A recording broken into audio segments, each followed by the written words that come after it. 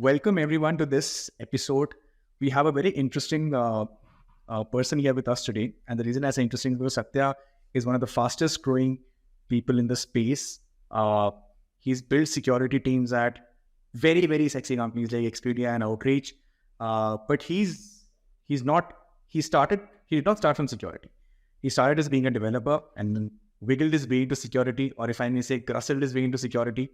So, Satya, would absolutely love to hear your story around what made you come across this space, what led you to falling in love with security, and what was the journey like when you started? Yeah, thank you so much. Thanks for having me. In 2019, I started my career as a software developer. So, I mean, even being a developer, so we used to have a group of, the security folks, we talk about hacking and, what's happening in that space. So I used to spend, the lot of time, these people, talking about, the threat landscape, new techniques, right? So that's where found that my interest is in that space, right? How did you get in touch with that group? I mean, what made you get in touch with them? It's just kind of to the conversation, the Delhi metro, I was talking to a guy and was talking about, so there is a hacking book, I found this very interesting. So, and then that's where, we started this conversation and he had a couple of, the friends that, they're also interested. And then we started sharing the different, if they got an interesting book or, they are doing something interesting and I found something interesting. So they, in 2008 and 2009, there was not a, there were not a familiar, the track for the security, right? Like, you will have today, you got all these things well set up, right? That and no Discord channels either, right? You had to seek out shady people who were talking about security and hacking. Yeah, exactly. And I mean, it was a little kind of difficult to get in the security track, right, these days, because the information was not structured. There was no structured path for the security. So for that, you need a lot of another person and you need to spend a lot of time to kind of get the information about. And most of the times, I think you just get lost in the internet, right? Just kind of learning too many things, right?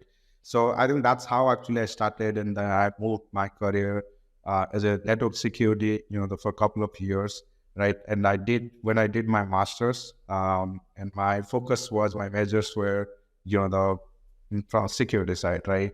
And then, that's how actually my journey started. And I joined Expedia. I built, the security teams at the very early stage. And those teams are, I think, nowadays it's kind of over hundreds, right? And then I joined Outreach. It's a fast moving, one of the top startup in the SaaS, right? We build the sales execution platform. So I got an opportunity to build a team for them. And so that was kind of now moving from a cruise ship to a, the speedboat, right? So, how you build a security team for an enterprise company and versus a fast moving SaaS company, it was, completely different experience. So Satya, you pointed out to a couple of differences between, building a security team at a large enterprise versus building it at a startup. Like, I mean, maybe the stage at which Outreach was when you joined, right? So you're hiring a bunch of mavericks, and you're teaching them how to be in order while not killing their natural spirit of being mavericks, right? So what is it? What were the challenges you faced in terms of motivating them and retaining them? Yeah. So most of these security people, they're passionate about security. That's their, the main reason why they're in the security team, right? So when you build those teams, you need to make sure that you are not killing those persons, right? And set up the process and set up, your organization structure and all those things. So I think one thing you need to do is build a open and the psychological safe culture within your security team, and allow your team to innovate within the boundaries. That means, as an offensive security, we are not destroying everything, that what we see, right? But we know we are exploiting responsibly, right? So how you can actually build those things is, first thing is clearly defining the vision and missions of your security business, and then having the clear programs and their dependencies, and then having very clear roles and responsibilities for the each team. And they should understand where they are accountable and where they are responsible, and what are the dependencies they have, and where someone is dependent on them, right? So if you can clarify that clearly within the team, and then they will have a good the work relationships with the other team, so that you are not stepping in each other's store right now, or you literally avoid those conflicts. At the same time, also I mentioned about the psychological self, the security team. So there's a lot of the unexplored areas, right? So you need to build a psychological self team, so that your people are willing to take more challenges, right? So that whenever they failed, so you got their back, right? And then you can actually promote them for you to take more challenges, right? So I think that is another thing you need to do. And and whenever they did something great, right, as a leader, you need to pass those kind of, let them celebrate, right? And and give them all the credits that they need. And when they fail something, any project or any security thing, so you need to make sure that now you as a leader, just kind of, now you have an umbrella for the team. You are protecting them from the backlash and all these things, right? So that now that's how they will feel that you have a psychological self environment. And if you are saying that now, you can say it, whatever you want, just saying it will not, that's not enough, right? So you need to actually demonstrate or act in a way that the team will experience that the safety or those cultures, right? Because most of the times we confuse the team culture with that. That we have the core values, right? The core values on paper, it's just kind of, it doesn't matter, right? What matters is every day what you are following, then 8 to 5, how you are responding to your peers, right? And and how you are helping each other, right? And how you are helping your sister other teams, right? And so I think those things matters as building as a team. And as a security leader, you need to set this tone very clearly, right? And if you are seeing any deviation, right, which negatively impacts the team culture, as a leader, you need to provide the clear feedback and instant feedback, and manage those things as soon as possible. You cannot just kind of wait for, oh yeah, we'll do this in a quarterly review. No, just give those feedbacks immediately, as soon as possible, and make sure that you are having a very frank and the constructive the conversation with your team. And so there will be different types of communication. If you are seeing something, not just start those conversations in front of everyone, right? There's a different way, how you interact with your team, how giving that feedback, right? The place, everything matters, right? As a leader, you need to use your emotional intelligence to make sure that you are managing those things. So I think that's one thing. That's not anything related to the security. Those are the people management and the leadership skills that you need to demonstrate for any team, right? To build a high performance, the culture. So with switching gears a bit, and a lot of our viewers are going to be growth stage companies, many of which would perhaps be operating in sensitive industries like fintech or enterprise SaaS or health tech. At what stage and how much should they start thinking about investing in information security? What kind of muscle should they start strengthening first? Is it GRC? Is it controls? Is it offensive testing? So what's the building blocks to it? What would you classify as most important and most fundamental? How do they start building from top of that? Because the reason I ask is, Satya, because a lot of times there is an inherent mental barrier to getting into it. It seems too intimidating. People don't know where to get started, but they know they're losing deals because of it. So where do they get started, and at what stage? Yeah, this is a very interesting question. I'll start without getting into the weeds. I'll start with the very simple thing, right? It's not wise to invest the $1,000 to protect the something over 100, right? And so I think that is very important. So that's the reason actually you need to understand what's that sweet spot when you start hiring a dedicated team. right? Versus having some kind of the security consultant and the VCSOs and other things, right? Yes. So if there is no business, I don't think there will be security. And this is a business decision that now when you have the money to actually have a security team, right? And then when you have that, when you are in that situation where you can afford a dedicated security team, right? And then you can start with there's the approach, that's I think the approach I think I follow, right, is being secure versus feeling secure versus being secure, right? So what's the difference? What's the difference? That's a very interesting point. So what's the difference between being secure and feeling secure? So the feeling secure is basically making sure your potential customers are feeling secure to do the business with you, right? Okay. So that you can get the business, right? Once you have the business, you have the contract, and then you have customers, then it's your responsibility and it's your commitment to the customers to protect their data, and and then so that they are doing the business, the secure. Yeah. So it's kind of another two phase, right?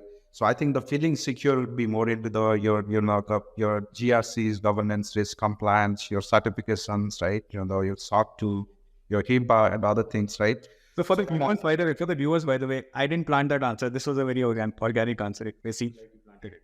Yeah, exactly. So when you are talking to your potential customers, they ask for okay, can we get a security package, right? Security package where it will have your pen test report, will have your SOC 2 report, a couple of other reports, right? So that they will look into those reports and then they will decide based on that whether this is secure, doing the business with with your company, or having a partnership with your company. And then I think the most interesting part is the being secure. That means actually doing the security work. That's where it comes in all of your engineering and the operation functions, right? And then where actually you implement all these security controls to strengthen the securities of your organization, your platform, or the SaaS services that you are providing, right? Again, I'm not saying that your compliance or certifications are detached from all these security functions, but actually your being secure components complement your feeling secure. That means as you do more security controls and you strengthen the security, your compliance report and the other report, that looks good. So I think that's kind of the general approach, and you can't say that which one is better or which one is important. So these two are the two distinct kind of the functions that you need. One is to get the customers, right, and other to make sure that you are protecting the customer data. Satya, okay, so now if I had to pick up the thread from there a bit, right? So let's say a security professional is doing their job very well, and this is a bit of a conundrum. And the reason I say this is because let's say a security professional is doing their job very well. Last 5 years, there have been no security incidents, let alone breaches. And you are going to the board and saying that, look, can you increase my information security budget by 15%? That could be a tough conversation to have because there have been no incidents. Right? How do you still build a case, especially in an environment which is generally forcing companies to be more prudent about how they're spending their money, spending their budgets, or allocating their budgets, right? So what is the conversation like there? Because it's a bit of a double-edged sword. You've done your job well for the last 5 years, and therefore you're still having to build a case for increasing the budget. But how does the conversation go typically? What is the back and forth that happens? Yeah, you brought a good point. So often security is called a thankless job, right? You don't get the credit because when everything is going well, you do the job, and and that's where actually you do it well, right? And so that you don't get those kind of credit. And I think when you communicating to the board, you need to make sure that you are communicating clearly because of the security investment and the health of your programs. You are not going through any kind of another incidents or potential incident, right?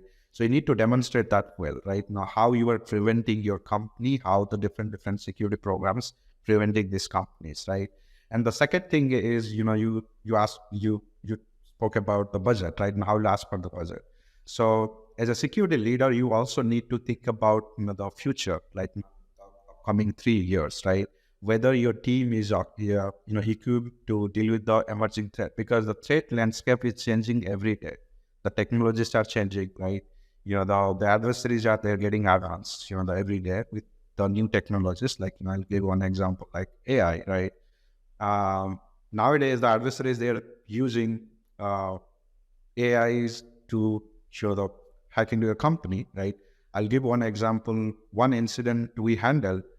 So within 5 minutes of the identity is compromised. Within 5 minutes, they were the copying the password. They're getting into the system, doing the lateral movement. This scanning your network and trying to kind of get into other system within 5 minutes, right? They are using the automation. They are using the AIs to initiate the sophisticated attack. So you need to make sure that your defenders also using the same class of weapons, right? So that your defenders are not fighting with the knives where the adversaries have the automatic rifle, right? So and as a security leader, it's your responsibility to ensure that there is a technical advancement in your team, right? And you can make those business case, right, to the board. Because of this technical advancement, so you need to upgrade your security system, right? Sometimes it will be because of some gap or some that gap you need to fix or to manage some risk, or sometimes for the excellency, the program excellency, right? You need to improve your programs. You need to build a world-class security team. And I think you need to demonstrate that from the data, right? You need to always follow the data, right? Storytelling is good, but your storytelling should be start with some data, so that you are just kind of whatever you are saying, there is a ground truth for your organization, right? Yeah. So and also you should do a risk assessment or the threat intelligence for your company. What is the threat for your company, right? Yeah. If what is the threat for the big e-commerce company? Not necessarily that you will find the same kind of similar kind of We have threat. to just compare. Yeah. Exactly. So understand your threat landscape. Use the threat intelligence as a tool to get the curated intelligence for your organization, and based on that you can make that informed decision, right? And also, not always you have to dependent on the external intelligence. As a part of your security program, you generate a lot of private intelligence within your team, as you do the attack triage and the investigation, as you do a incident management, and a lot of these security controls, they generate a lot of the private intelligence that you could leverage that and to create a the data driven business case for your board or for your executive team. And if you are starting from there, I don't think there will be anything, if you have the budget, you can spend the money in security and there is a valid business case. I think it should be easy. Got it. And the final question I have, Satya, is, you've mentioned the fact that attackers are getting smarter and defenders need to keep up. So for you personally, as a security professional, as somebody who heads security for a company that does very high, north of $500 million of revenue, right? So what do you do personally to keep yourself up to date? What do you do to make sure that your intellectual lives are always sharpened enough? Yeah, 100%. I think security is the real engineering function these days, right? So you need to be, I'm not saying you have to be expert in the every field. As a security leader, you need to understand this, all these security functions very well, how the threat and landscape is evolving. So that's the reason you can make the informed decision for the team, right? If you do not have that mindset or the expertise in the security domain, I think you will make the decision ultimately that will lead back downstream to the team, your team, security team, or your stakeholders, or your organization. So I think as a security leader, you have to kind of follow the security trend, right? You have to attend the conferences, you have to talk to the people in this industry, and look into what's the new product development is happening right in the security space. Yeah, you need to make sure that you are up to date with all these things to make this informed decision. You can't be kind of operating in the silos and making the decision without having those data, not just the kind of organizational data, the what's happening outside. So I think that is very important for me to make sure I'm spending some time, right, to learn all these things, and the making sure I am up to date with the how the threat landscape is evolving. So that helps me to to help my team with many security projects, and to take the right decision for my team. So, Satya, one of the questions that, just picking up your earlier point on being secure versus feeling secure. And you mentioned that feeling secure is important, particularly from the point of view of communicating to your customers that you maintained strong security controls, right? Now, if you compare to, let's say, 3-4 years ago, when a person in your position would typically have to worry about, let's say, an SSA 16 and ISO 27001. Now there is a fair degree of framework soup out there. There's SOC 2, there's ISO 27001, and then there are variants of it, 27017, 27018, there's NIST 800, and now there's a NIST AI RMF2, right? And then there are a bunch of local privacy laws like the GDPR, CCPA. So there's a fair degree of framework sprawl that has happened, but the teams haven't grown in that proportion. So what is it that you do to manage that framework sprawl, and how should companies think about it? Yeah, 100%. I think one of the thing we are missing in the GRC is the lack of innovation, right? Because it was considered as a non-tech function in the security that it wasn't sexy enough, right? I mean, yeah, exactly. So it's not like that. The GRC is a business function, security business function. So nowadays, I think there's a lot of the innovation happening, right? So you mentioned about the many security frameworks, right? Every state they're coming up with their own privacy things right now, and the regulations, GDPR. Every country does their own thing, right? End of the day, it will, very soon it will, cross, the double digit out, the 3 digits, right? So what has not changed is your security controls. Okay. Right. So there are many frameworks, but still you are following the same security controls, right? So I think where we need to do the innovation in terms of the mapping those security controls, your organization security controls to different frameworks, right? It's as simple as that. So I think and you need a continuous compliance. So you need an automated approach to see your state of compliance whenever you want, instead of whenever you have an audit, and then you are going through a fire drill, coming up with the lot of administrative tasks, Jira ticket with your the stakeholders team. They are just kind of going through a lot of the unplanned activities. So I think a couple of things that you need to make sure. You need to make sure that you have those unified control mapping, or any tool or even any technologies that can map your security controls to different frameworks, right? So that when you create the evidence, you create the evidence for your security controls, not for the frameworks, right? And if you can create those evidence for the controls, you can reuse that for it. It doesn't matter which framework you have to do, either SOC 2, PCI, the HIPAA. So you can use the same control for the different audits, right? And I think that's what fundamentally is changing, right?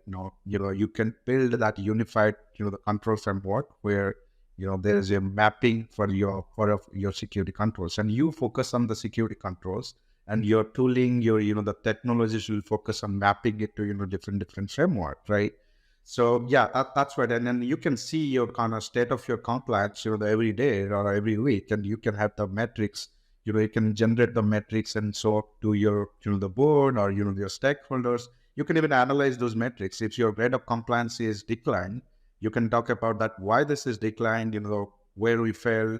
Can we wait for the next audit, or we can actually fix this right now so that we don't have to go through the fire drill? So I think that has been changed these days. A lot of the fast moving modern companies, they're talking about all these innovations and technology in the GRC space. And also, I think from the point of view of implementing some of these controls, I mean, you have to depend a lot on different other teams to furnish those evidence artifacts from audits. Now, if it's the same control that is getting replicated across multiple frameworks, just articulated differently, there's a fair bit of friction that you observe with various other teams, right? If the DevOps teams, for example, they have to submit the same artifact file sometimes. Yeah, I think the GRC here they are again with the new audit. Same evidence. Yeah, it's not just kind of benefit the security team in terms of the saving the bandwidth or the having responding to these audits or faster having a continuous compliance. It also saves a lot of the bandwidth from your stakeholders, right? So that if you are reusing those evidence, not just reusing, so you can actually gather the evidence automatically. That means think about any system in your organization these days as some kind of other APIs. That means through that APIs, you can get those evidence, right? You even don't need to wait for kind of those evidence collection. Someone will do it manually, right? You can actually connect to your, the cloud, whatever you are using, AWS, GCP, and you can get, or, gather those evidence automatically, right? Just think about, you have all these security controls, automatically you are gathering the evidence. So it's just kind of just think about it. That is wonderful, right? And then, wherever you don't have a very good way, programmatic way to gather those evidence, you will only focus on those to either get the screenshots or, those manual ways that, the people really get, right? And then that way, actually, you are building that, the trust relationship with your stakeholders, right? Security is not coming in our business in our way, right? Security is also helping us to make sure that now creating the bandwidth, right? Just think about you are getting your audits done without even engaging your stakeholders, right? And how cool that is, right? So I think we are heading towards that kind of another thing. And wherever there's not a programmatic way to get those evidence, so you will be always go through the manual route, and then someday you will kind of create automated approach. But I'm seeing that evolution. So you're bullish about the future of GRC. You think GRC will become sexy again? Yeah, it's kind of not. It's a business function, right? There's some certain objectives that you do that, right? It's just kind of there is no innovation happening because pretty much you do that audits once in a year, twice in a year. So there's not a requirement, right? As you see, a lot of these frameworks are coming, right? And then you have to do it, the many times, and you need to do it in real time. So I think these things are happening, those automation, and you will see that in the next 2 to 3 years. So there will be one platform for the GRC where you are doing your certifications, compliance, and the risk management, right? And your the vendor assessment, and your control mapping as well, your unified control mapping. So that now all these things are there, not in a the offline copy of the Excel sheet sitting somewhere. So you can actually see in real time, right? What are your controls? What are the evidence? What are the risks? So you can see that network effect of the GRC, right? And your policies, right? And you can see that how these control gaps or those evidence for the controls helping you to build or improve your policies, right? And then and the risk management, right? Now, if you have a risk, and then how we are managing that risk, do you need to go through a policy, right? Can you manage that risk through the policy or the control, right? So I mean, everything that we mentioned, it's connected, right? So 3 years ago or 5 years ago, these things were not connected. So that's the reason you are not seeing that network effect. So nowadays, because of we are fast moving and there is a the need, so you will see that kind of network effect, and you will see a lot of GRC platform, the companies. There are many right now, and they're trying to build that platform. So even in every module I explained, right? So you will see that happening more, and you are seeing the single fabric. That means every module, like your vendor assessment, risk assessment, your the certification module, everything is connected through a single fabric, so that you can do a lot. It's not like this time there. Got it. This has been very helpful. Thanks a lot, Satya, for sharing your thoughts on this. Thanks for coming on a Friday evening and doing this for us. And to the viewers, thanks again for tuning in. We'll be back soon. Thank you. Yeah, thank you so much.